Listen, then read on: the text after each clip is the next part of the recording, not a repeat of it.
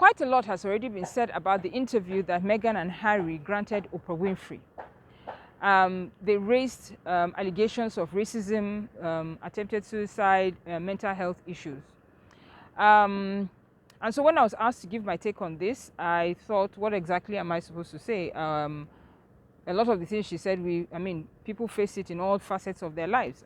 For example, if I localize it, one thing that is constant here is when you decide to get married here, the first thing they ask you is, what tribe does the person come from? That's a form of racism now. Or you can't marry from this tribe. If you marry from this tribe, they're like that. So I just didn't understand Meghan, number one, is an American. She's a celebrity. She has been in the face of the media back home and back in America, and so she already understood the rules of the game. So what did she expect if she now got into royalty? The scrutiny will be more. And looking at it from the perspective of institutions, when Meghan decided to get married to Prince Harry, she knew that it was a totally different ball game. Institutions that are entrenched in hundreds of years of history do not change overnight. There might be gradual changes here and there, but you do not fight an institution. You cannot fight an institution, especially from within. The institution is too strong, and it holds onto its ideals. Further bringing it home, look at the Ooni of Ife. Immediately, the Ooni of Ife took the prophetess. It was we, the society, that came up and said, how is she going to be, that's the prophetess, how is the prophetess going to be able to marry the fact that she is a Christian and the institution of his throneship, which is steeped in ancestral worship, in traditional rites that are counter to Christian worship. But she agreed to marry him. So she can't come and say she didn't know. She can't come and now start shouting that, I'm a Christian, I cannot do this. She subscribed. Before you get into those institutions, they let you know exactly what you're coming there for. It's bigger than a person. And so they're not hiding it. When the Emir of Kano deposed, Lamido Sanusi, decided to go up against an institution that had put him in place as Emir, it was the same institution that took him out. You can't bite the fingers that fed you. That's basically what it is here. You have to have good table manners. You can't bite the fingers that fed you. And so, rounding this whole thing up, I'm not saying she's a black woman already in America, so she had faced racism. She knew it was going to happen.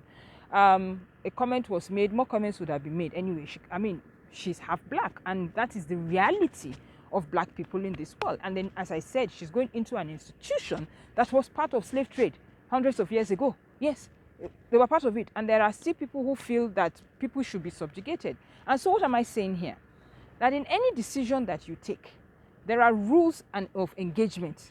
There are terms of reference. You have to be the one to decide. Can I adhere? If you decide you cannot adhere, then why are you there? No, honest, let's be pragmatic. Let's be honest about it. Her mother-in-law had decided to do it. When she got in there, the people's princess, fantastic ideas and all. But the royal family was not the place for her. That's the truth. She was too much of a free spirit for her to be part of the royal family. It's a regimented lifestyle. Even Meghan knows that if you're going to be a princess, and even Diana, Diana had always wanted to be a princess. There were certain things you will be taught as royalty that you must do because that's what the institution demands. And so for me in all this, the person that I think I feel the most for is Harry. Harry has lost a relationship with his only brother, the one that connected him to the woman that was loved the world over.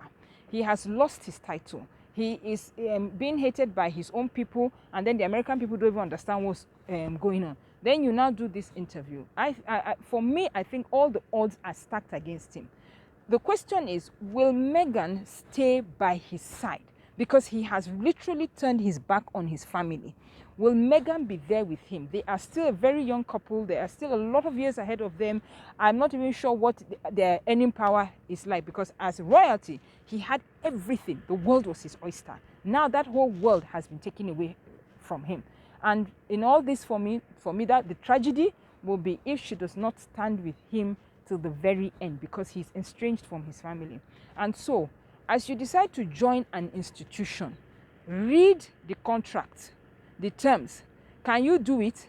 If you cannot do it, please leave. There's nothing like sacrificing for love and all that. You must be pragmatic.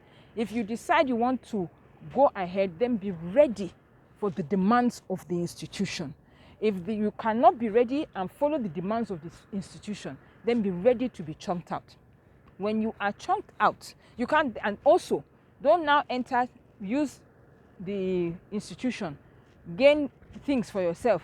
Because in their case, because of the fact that they marry, he's a royalty, they use the England money to make marriage and all that, all the fanfare and all that. Then a year later they were out. They have already gotten all the benefits. Yes, certain benefits have been taken from them, but nothing is going to ever change the fact that she was married in a certain way. Yeah, so be careful what you choose. I think that's the lesson for me here. Be careful what you choose. Don't be greedy. I'm not saying she was greedy. I'm just saying, cut your coat according to your size too. Nobody is saying you cannot fight institutions, but know that it is a long fight. Join us on our YouTube and our Instagram handle at Diary of a Stupid Woman. Bye.